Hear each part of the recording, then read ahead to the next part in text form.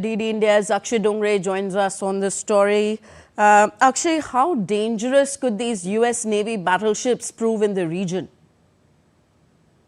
Well, as far as the battleships are concerned, Tanvi, obviously we are seeing that China is also, enhancing its own, naval strength vis-a-vis the United States. As far as the Chinese deployment in the south, in the Indo-Pacific region, as well as in the Pacific Ocean is concerned, that is of a major concern to the US. China is developing more and more submarines. It's naval factories can churn out at a very rapid pace new destroyers, frigates, and a large amount of naval power. As far as Chinese capabilities are concerned, and their scaling up are concerned. So what US sees right now as its a major competitor is China in terms of naval warfare.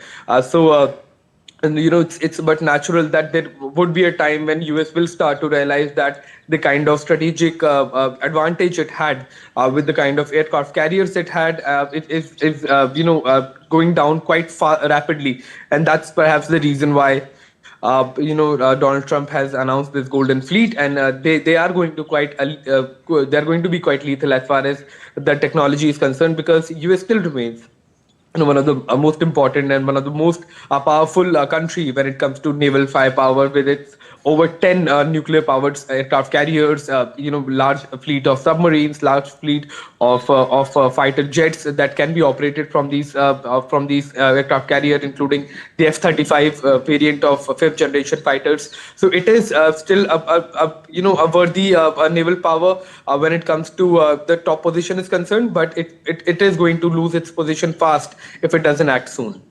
Okay, now Donald Trump has vehemently, addressed the media and said that they will keep the seized tankers and also sell that oil. So can this move be challenged in international courts?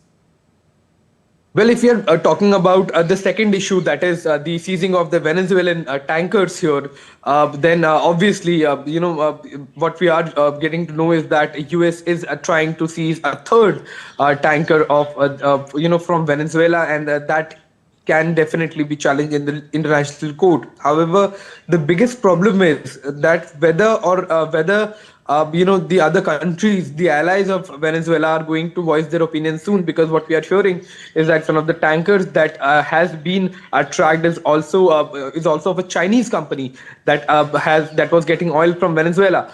Now, Trump administration is accusing Venezuela of using these oil money into drug business, but that is just an accusation, and you cannot act on behalf of accusation. That goes clear in international law. So definitely that can be challenged in the international courts as far as the US action is concerned, which is getting more and more aggressive as far as the region is concerned.